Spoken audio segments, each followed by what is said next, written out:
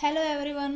आज हम बात करेंगे लेटेंट हीट के बारे में, कैलोरीमेट्री प्रिंसिपल के बारे में और इनसे रिलेटेड कुछ प्रॉब्लम्स को डिस्कस करेंगे जो नेट गेट में पूछी गई हैं।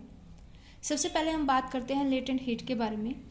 Latent heat means the amount of heat absorb or released by a substance during phase transition without changing its temperature. ये तो कुछ कॉम्प्लिकेटेड सा हो गया ना, इसको थोड़ा सा इजीली समझते हैं। Suppose we have ice। मान लेते हैं हमारे पास आइस का एक पीस है।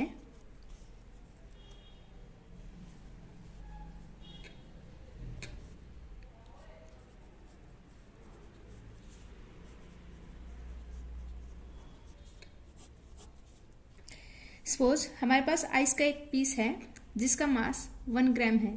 मास कुछ भी हो सकता है, मैंने 1 ग्राम कंसिडर कर लिया। हमारे पास आइस है 1 ग्राम। अब आइस क्या होती है? सॉलिड फॉर्म में होती है। सॉलिड फॉर्म में है, इसका मतलब इसके अंदर जो इंटरमोलिकुलर फोर्सेस हैं वो ज़्यादा हैं। सपोज इसका जो टेम्परेचर है वो मान लिया 0 डिग्री सेल्सियस है। अब क्या हुआ, हम लोगों ने इसको कुछ हीट प्रोवाइड की। हीट देंगे तो हम पाएंगे, मान लेते हैं मैंने इसके अंदर एक थर्मोमीटर डाल रखा है। हम देखते हैं कि जब तक सारे की सारी आइस वाटर के अंदर कन्वर्ट नहीं हो जाती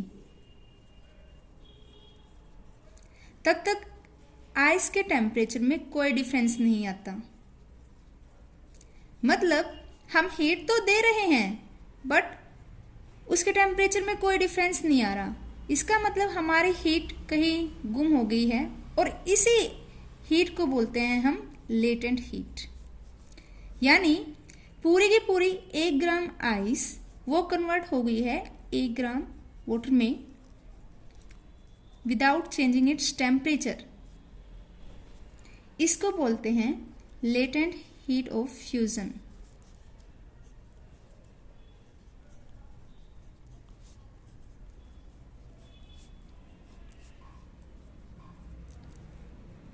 मतलब the amount of heat absorb by a substance during phase transition. यहाँ पे देखो फेज ट्रांजिशन हो रही है ना, आइस से वाटर में कन्वर्ट हो रहा है, लेकिन इसका टेम्परेचर डिफरेंस 0 है। यानी इसका टेम्परेचर चेंज नहीं हो रहा क्योंकि यहाँ पे हमारी आइस वाटर में कन्वर्ट हुई है, इसलिए इसको बोलते हैं लेटेंट हीट ऑफ फ्यूजन।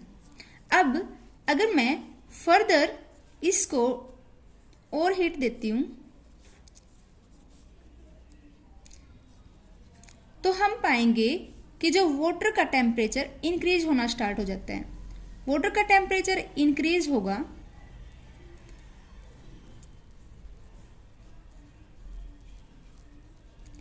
अब वाटर का टेम्परेचर 0 डिग्री सेल्सियस से 100 डिग्री सेल्सियस तक पहुंच गया है। मास वही है बट टेम्परेचर क्या हो गया? इंक्रीज हो गया। और हमने पढ़ा था पहले, इसी को हमने पहले लेक्चर्स में हम ये पढ़ चुके हैं कि the amount of heat required to raise the temperature of 1 gram of substance through 1 degree Celsius is known as specific heat. यहाँ पे मैंने 1 ग्राम वाटर का टेम्परेचर 0 डिग्री सेल्सियस से 100 डिग्री सेल्सियस तक इंक्रीज किया है। इसको इसी कॉन्सेप्ट में हम स्पेसिफिक हीट का कॉन्सेप्ट यूज करेंगे। अब फर्दर पूरे के पूरे वाटर का टेम्परेचर क्या हो गया? 100 डिग्री सेल्सियस हो गया है।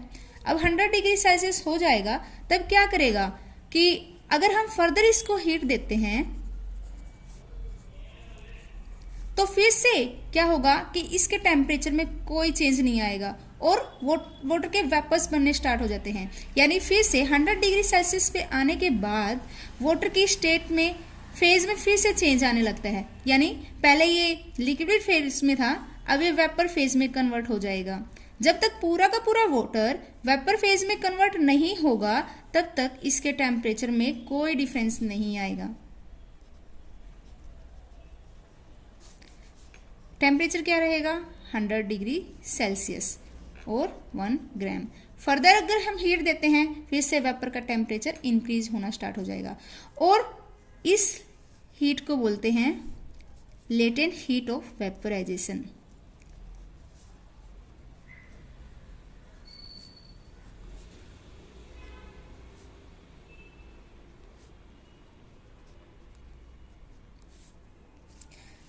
अब हम कैलकुलेट कैसे करते हैं? लेटेंट हीट का फॉर्मूला होता है delta Q is equal to M into L. यहाँ से एम क्या है? मास ऑफ सब्सटेंस है और एल है प्रोपोर्शनैलिटी कांस्टेंट। अब डेल्टा क्यू अगर मैं यहाँ से एल की वैल्यू निकालूँ, L is equal to, sorry ये कांस्टेंट प्रोपोर्शनैलिटी कांस्टेंट तो है लेकिन इसको बोलते हैं हम specific latent heat.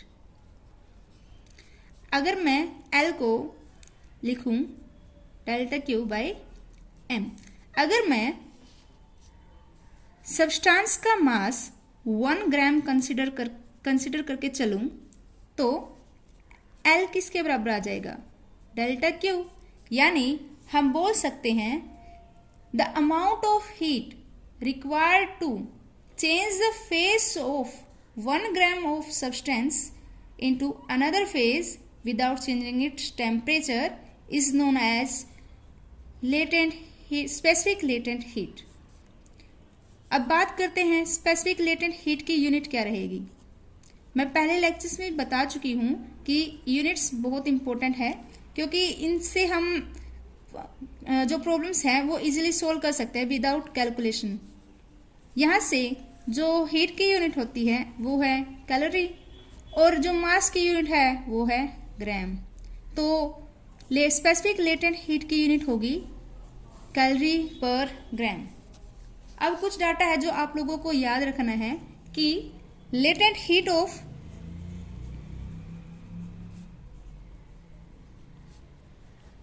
Melting of ice,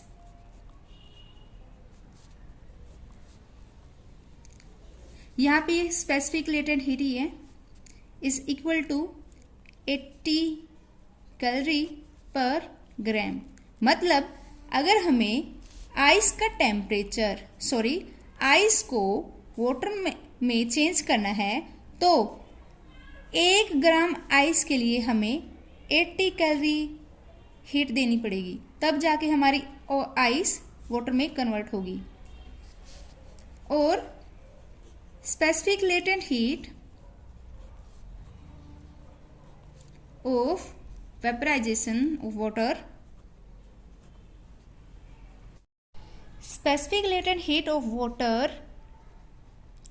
is 540 calorie per ग्राम।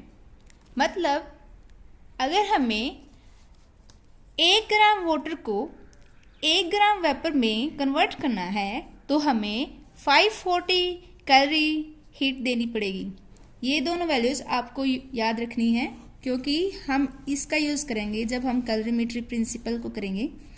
क्योंकि जो एग्ज़ाम में जो प्रॉब्लम्स आती हैं वैसे वहाँ पे वैल्यूज़ तो दी जाती हैं बट अगर ना दी जाए तो आप लोगों को ये याद होनी चाहिए। नेक्स्ट जो टॉपिक हम डिस्कस कर रहे हैं वो है कैलोरीमेट्री प्रिंसिपल।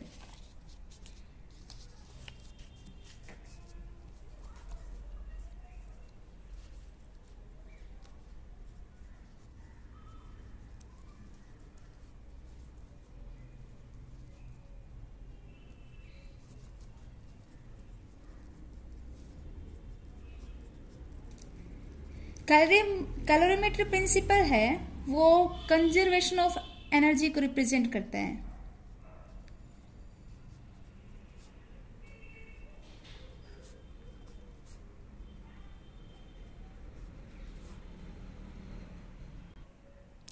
यानी calorimetry principle indicates the law of conservation of energy. इसको समझने के लिए मान लेते हैं हमारे पास 2 बॉडीज हैं या फिर 2 सिस्टम ले रखे हैं जो डिफरेंट टेम्परेचर पे हैं। ये T1 पे है, ये T2 पे है। इसका मास M1 ले लेते हैं और इसकी स्पेसिफिक हीट कैपेसिटी C1 ले लेते हैं। इसका मास m2 लेते हैं और इसकी स्पेसिफिक हीट कैपेसिटी C2 ले लेते हैं। अब ये दोनों के दोनों सिस्टम्स डिफरेंट टेम्परेचर पे हैं और हमें पता है कि जब दो सिस्टम डिफरेंट टेम्परेचर पे हों और वो एक दूसरे के साथ फिजिकल कांटेक्ट में हों तो जो सिस्टम हायर टेम्परेचर पे है वो एनर्जी देगा दूसरे सिस्टम को जो लोअर टेम्परेचर पे है। तो हम कह सकते हैं कि there is transfer of energy from the system which is at low higher temperature to the system which is at lower temperature. इसका मतलब यहाँ पे क्या हो रहा है, एनर्जी का हीट का एक्सचेंज हो रहा है।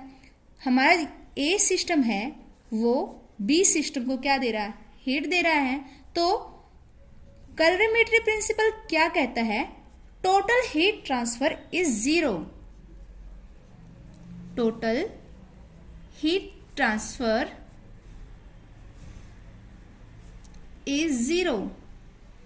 मतलब इसने क्या ली, इसने इसको मान लेते हैं delta Q amount of heat दी। तो इसने क्या ली है, इसने delta Q amount of heat absorb की है, इसने delta Q amount of heat release की है, इसने delta Q amount of heat absorb की है।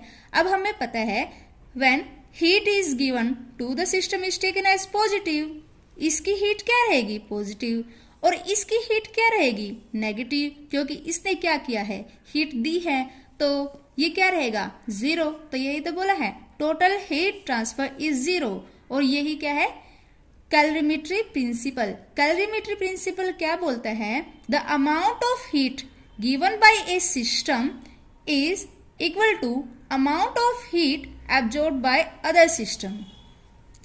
अब इसको मैं ऐसे लिख सकती हूँ ना कि sum of delta Q I is zero. यहाँ पे ऐसे लिख सकते हैं इस सिस्टम के लिए delta Q one plus delta Q two is equal to zero. जो हमारे एग्जाम में क्वेश्चन पूछे जाते हैं कैलोरीमेट्री प्रिंसिपल से, वो मोस्टली फाइनल टेम्परेचर निकालना होता है हमें। मतलब कि जब ये सिस्टम इसको हीट देगा तो क्या होगा, एनर्जी का ट्रांसफर हो रहा है। तो कुछ टाइम के बाद इसका एनर्जी का ट्रांसफर कब तक होता जाएगा, जब तक इन दोनों का टेम्परेचर क्या है, सेम ना आ जाए। तो हमें वही निकालना होता है कि जब ये दोनों सिस्टम थर्मल इक्विलिब्रियम में आ जाएंगे, मतलब फर्दर टेम्परेचर का एक्सचेंज नहीं होगा, यानी टेम्परेचर दोनों का जब कांस्टेंट हो जाएगा तो वो टेम्परेचर क्या है, यानी फाइनल टेम्परेचर कितना होगा, तो वो निकालना होता है हमें। अब हमें पता है कि जब हम लोगों ने प्रीवियस क्लासेस में किया था, डेल्टा क्यू किसके बराबर था, डेल्टा क्यू क्या था, total amount of heat. Total amount of heat absorb or released, इसका फॉर्मूला क्या था, T initial T final mc/dt। यानी यहाँ पे क्या था, मास ऑफ सिस्टम, C क्या था, specific heat of system, dt क्या था, चेंज इन टेम्परेचर, और ये Ti क्या है, इनिशियल टेम्परेचर, Tf क्या है, फाइनल टेम्परेचर। अगर मैं इस फॉर्मूले को अप्लाई करूँ इस इक्वेशन के लिए तो हमारा क्या बन जाएगा, फर्स्ट सिस्टम के लिए डेल्टा Q1 की वैल्यू यहाँ पे क्या आ जाएगी, इंटीग्रेशन, इसका इनिशियल टेम्परेचर क्या है, T1 है, इसका फाइनल टेम्परेचर मान लेते हैं कि जब ये हीट देगा तो हीट इसके बाद इसका फाइनल टेम्परेचर Tf आ जाएगा। इसकी मास कितना है, m1, स्पेसिफिक हीट कितनी है, C1 dt प्लस इसके लिए क्या आ जाएगा, T2 Tf m2 C2 dt is equal to zero. जब हम ये इंटीग्रेशन सोल्व करेंगे तो सोल्व करने के बाद क्या आएगा, m1 C1 T, लिमिट क्या आ जाएगी, T1 Tf plus m2 C2 T T2 Tf is equal to zero. जब मैं इसको सोल्व करूंगी तो क्या आएगा, m1 C1 T1 minus Tf minus T1 plus m2 C2 Tf minus T2 is equal to zero. जब मैं Tf के लिए इसको सोल्व करूंगी तो Tf की वैल्यू कितनी आ जाएगी, Tf is equal to m1 C1 T1 plus m2 C2 T2 divided by M1 C1 plus M2 C2। ये वाला है फॉर्मूला हमारा फाइनल टेम्परेचर के लिए, और यही फॉर्मूला हमारा एग्जाम में यूज होएगा। इसके रिगार्डिंग जब हम प्रॉब्लम करेंगे तब आपको समझ में आ जाएगा। हम लोगों ने अभी भी कैलकुलेट किया है कि जब दो सिस्टम एक दूसरे के साथ फिजिकली कांटेक्ट में है तो वहाँ पे क्या होता है, हीट का एक्सचेंज होता है, और उस टाइम पे जब वो थर्मल इक्विलिब्रियम में आ जाएंगे तब फाइनल टेम्परेचर क्या रहेगा, TF is equal to M1 C1 T1 plus M2 C2 T2 divided by M1 C1 plus M2 C2। अगर मैं इस इक्वेशन को थोड़ा सा और मॉडिफाई करूं, सपोज स्पेशल केसेस डिस्कस करते हैं। क्या हो अगर हमारे पास दोनों सिस्टम ऐसे हैं जिनका क्या है, मास क्या है, same, M1 is equal to M2, तो हमारी ये जो इक्वेशन है 1 वो किस में मॉडिफाई हो जाएगी, TF मतलब final temperature of system is equal to C1 T1 plus C2 T2 divided by C1 plus C2। Question number 2 मान लेते हैं। ठीक है, अगर हमारे पास ऐसा केस है जिसमें क्या हो, मास भी सेम दे रखा है और स्पेसिफिक हीट भी सेम दे रखी है, तो TF मतलब final temperature of system is equal to T1 plus T2 divide by 2। कई बार हमें ऐसे केसेस दिए जाते हैं जिसमें मास और स्पेसिफिक हीट के बजाय हीट कैपेसिटी दी जाती है। अब हमें पता है हीट कैपेसिटी अगर दी हो तो स्पेसिफिक हीट का और हीट कैपेसिटी का रिलेशन क्या होता है, heat capacity of system is equal to mass of system into specific heat capacity of system. तो मैं इक्वेशन फर्स्ट में M1 C1 की जगह मैं कैपिटल C1 और M2 C2 की जगह कैपिटल C2 रिप्लेस कर सकती हूँ। तो हमारी इक्वेशन फर्स्ट क्या बन जाएगी, TF मतलब final temperature of system when heat capacity of two systems is C1 and C2 is equal to C1 T1 plus C2 T2 divided by C1 plus C2। यहाँ पे स्मॉल c ना होके capital C है जो represent करा heat capacity को।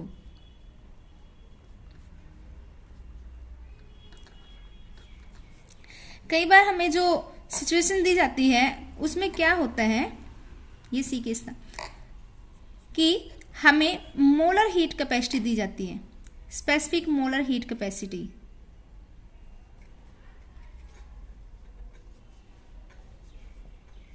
जिसको हम लास्ट क्लासेस में डिस्कस भी कर चुके हैं। इसमें क्या होता है कि मान लेते हैं कि हमें जो दो सिस्टम दिए गए हैं उनके number of moles N1 and N2 हैं और उनकी जो स्पेसिफिक मोलर हीट कैपेसिटी वो है CM1 एंड CM2। तो अब बताओ कि फाइनल टेम्परेचर ऑफ सिस्टम क्या रहेगा। तो हमें पता है प्रीवियस क्लासेस में हम पढ़ भी चुके हैं कि स्पेसिफिक हीट कैपेसिटी और मोलर स्पेसिफिक हीट कैपेसिटी का क्या रिलेशन था, वो क्या था, CM1 N1 is equal to M1 C1 and CM2 N2 is equal to M2 C2। क्या मैं इक्वेशन फर्स्ट में इसको रिप्लेस कर सकती हूँ, तो हमारा फाइनल टेम्परेचर ऑफ सिस्टम क्या आएगा, final temperature of system is equal to CM1 N1 T1 plus CM2 N2 T2 divided by CM1 N1 plus CM2 N2। यहाँ पे N1 N2 क्या है, number of moles of first system and number of moles of second system. CM1 CM2 क्या है, molar specific heat of first system and molar specific heat of second system. मान लेते हैं हम अभी एक प्रॉब्लम करके देखते हैं जो CSIR नेट जून 2013 में पूछी गई थी। इसी कॉन्सेप्ट के ऊपर बेस्ड है ये। इसमें क्या दे रखा है, ए वेसल हैज 2 कंपार्टमेंट, मतलब एक वेसल दे रखा है उसके 2 कंपार्टमेंट हैं। सपोज कर लिया ये इसके दो कंपार्टमेंट है ए बी। इसमें दे रखा है a vessel has two compartment of volume V1 and V2। इसकी वॉल्यूम V1 है और इसकी वॉल्यूम V2 है। कंटेनिंग एन आइडियल गैस, इसके अंदर आइडियल गैस है। अब आइडियल गैस का जब भी कॉन्सेप्ट आता है तो हमें डायरेक्ट ही आइडियल गैस इक्वेशन याद आती है, PV is equal to NRT। यहाँ पे P प्रेशर ऑफ गैस होता है, V वॉल्यूम जिसमें गैस डाली जाती है, N1 होते हैं number of moles of gas, R is universal gas constant होता है, R is universal gas constant. और जो इसकी वैल्यू होती है वो होती है 8.31 जूल पर केल्विन पर मोल। यहाँ पे T टेम्परेचर, मतलब उस गैस का टेम्परेचर क्या है। अब यहाँ पे क्या दे रखा है, a vessel has two compartment of volume V1 and V2 containing an ideal gas at pressure P1, यानी ए कंपार्टमेंट में जो वॉल्यूम गैस है उसका प्रेशर P1 है और जो दूसरी कंपार्टमेंट में उसका प्रेशर P2 है, और इसका टेम्परेचर T1 है, इसका टेम्परेचर T2 है। If the wall separating the compartment is removed, इसने बोला कि अगर ये जो वॉल है जो इन दोनों कंपार्टमेंट को सेपरेट करी थी वो रिमूव कर दी जाए, तो अब मेरा ये क्या बन जाएगा, एक सिंगल कंपार्टमेंट बन जाएगा।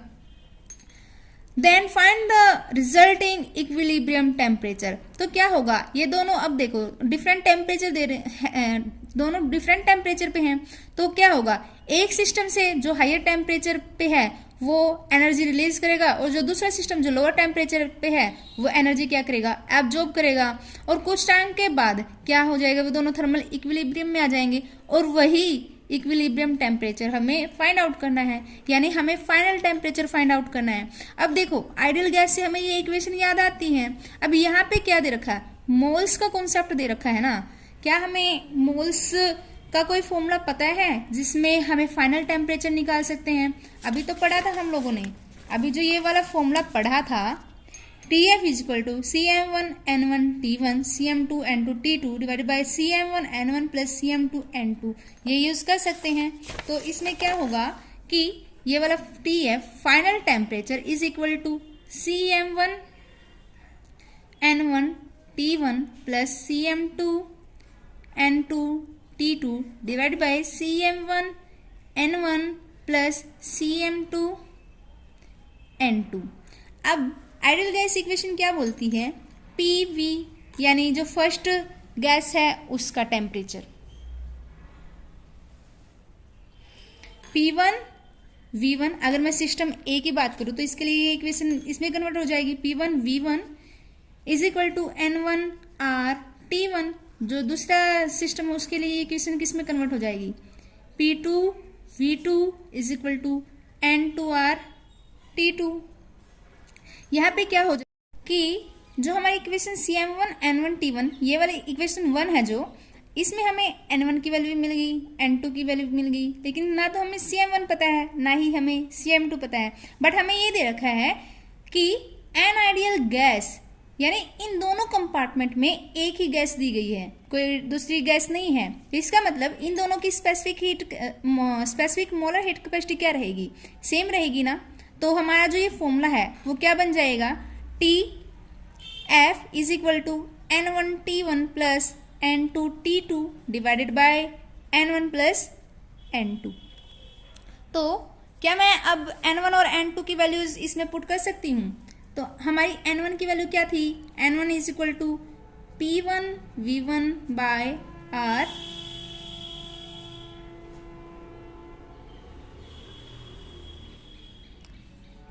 P1 V1 by R T1 plus and N2 क्या था, N2 is equal to P2 V2 by R, sorry यहाँ पे T1 था T2। तो यहाँ पे वैल्यूज पुट कर देते हैं, TF is equal to N1 T1 plus N2 T2 divide by N1 plus N2। Using these values then we found that P1 V1 divided by R T1 plus P2 V2 by R T2 divided by P1 V1 divide by R T1, यहाँ पे multiply में T1 भी है, यहाँ पे T2 है, plus P1 V1 by R T1। जब हम ऊपर नीचे से इसको सोल्व करेंगे तो PF इज इक्वल टू, यहाँ से ये कैंसिल, यहाँ से ये कैंसिल, तो क्या बच जाएगा P1 V1 by R, R दोनों में से कॉमन निकाल लेती हूँ, यहाँ से 1 बाई R, यहाँ से 1 बाई R, ऊपर नीचे कैंसिल हो जाएगा, तो क्या बन जाएगा P1 V1 plus P2 V2 divided by P1 V1 divide by T1 plus P2 V2 divide by T2। अब हमारे ऑप्शंस थे ये, अब हमारा ये वाला ऑप्शन किसके साथ मैच करता है, ऑप्शन सी के साथ, तो हमारा आंसर हो जाएगा ऑप्शन सी। चलिए एक प्रॉब्लम और डिस्कस करते हैं। ये हमारी प्रॉब्लम नेट जून 2013 की है। जो हमने प्रीवियस प्रॉब्लम की थी वो भी जून 2013 की थी और ये भी जून 2013 की ही है। इसमें क्या दिया गया है, 10 gram of ice at 0 degree Celsius is added to beaker containing 30 gram of water at 25 degrees Celsius. What is the final temperature of system when it comes to thermal equilibrium? इसने बोला है कि जब हम 10 ग्राम आइस को 0 degree Celsius में एक beaker में डालते हैं, मान लेते हैं एक बीकर है, इस बीकर में क्या दे रखा है 30 ग्राम वाटर, इसके अंदर 30 ग्राम वाटर है और इसका टेम्परेचर दे रखा है 25 डिग्री सेल्सियस। और इसमें मैंने क्या डाल दी, आइस डाल रखी है 10 ग्राम और इसका टेम्परेचर दे रखा है 0 डिग्री सेल्सियस। ठीक है, अब क्या होगा कि जो टेम्परेचर है 25 डिग्री सेल्सियस वो हायर है 0 डिग्री सेल्सियस से। इसका मतलब वाटर आइस को हीट सप्लाई करेगा और जब तक करता जाएगा जब तक पूरी की पूरी आइस कन्वर्ट नहीं हो जाती किसके अंदर, वाटर के अंदर। और उसके बाद जब पूरी आइस वाटर के अंदर कन्वर्ट हो जाएगी उसके बाद क्या होगा, टेम्परेचर बढ़ना स्टार्ट हो जाएगा या फिर घटना स्टार्ट हो जाएगा। अब मान लेते हैं, अब हमें पता है कि जो जब तक आइस वाटर में कन्वर्ट नहीं होती तब तक वाटर का टेम्परेचर इंक्रीज नहीं होगा। अब पूरी आइस को वाटर में कन्वर्ट होने के लिए कितनी हीट की रिक्वायरमेंट है, अब हमें पता है ये लेटेंट हीट होती है, यानी delta Q is equal to M into L. यहाँ पे दे भी रखा है, एम कितना दे रखा है 10 ग्राम दे रखा है और लेटेंट हीट कितनी दे रखी है 80 calorie per gram is equal to 800 calorie. यानी हमारी आइस को वाटर में कन्वर्ट होने के लिए कितनी हीट की रिक्वायरमेंट है 800 कैलोरी की। और आइस कितने डिग्री पे है 0 डिग्री सेल्सियस पे। जब हमारी हीट 800 से ज़्यादा सप्लाई होगी उसके बाद हमारे वाटर का टेम्परेचर क्या होना स्टार्ट हो जाएगा, इंक्रीज। अब देखते हैं वाटर कितनी हीट सप्लाई कर रहा है इसको। अब हमें पता है स्पेसिफिक हीट, अब वाटर इसको हीट देगा। अब वाटर अगर हीट दे रहा है तो इसका मतलब वाटर का टेम्परेचर क्या करेगा, डिक्रीज करेगा ना। तो यहाँ पे क्या है स्पेसिफिक हीट, यानी वाटर कितनी हीट सप्लाई कर रहा है इसको, एम सी डी टी। यहाँ पे एम कितना है, मास कितना है 30, टेम्परेचर सी कितनी दे रखी है 1 और टेम्परेचर के चेंज कितना दे रखा है, यानी वाटर का टेम्परेचर तब तक डिक्रीज करेगा जब तक वो 0 डिग्री सेल्सियस तक नहीं पहुंचा सकता। मैक्सिमम चेंज इन टेम्परेचर कितना आएगा 25। अगर मैं यहाँ पे कैलकुलेशन करती हूँ तो ये 750 कैलोरी आ जाएगी। यानी हमारा वाटर टोटल हीट कितनी सप्लाई कर रहा है 750, बट पूरी आइस को वाटर में कन्वर्ट होने के लिए कितनी हीट चाहिए 800। यानी हमारी वाटर के द्वारा सप्लाई की जा रही हीट वो लेस है, हमें टोटल हीट जितनी चाहिए आइस को कन्वर्ट करने के लिए। इसका मतलब आइस का टेम्परेचर क्या होगा, इंक्रीज ही नहीं होगा। यानी हमारे पूरे सिस्टम का टेम्परेचर क्या रहेगा 0 डिग्री सेल्सियस रहेगा। तो हमारा यही रहेगा इसका A 0 डिग्री सेल्सियस।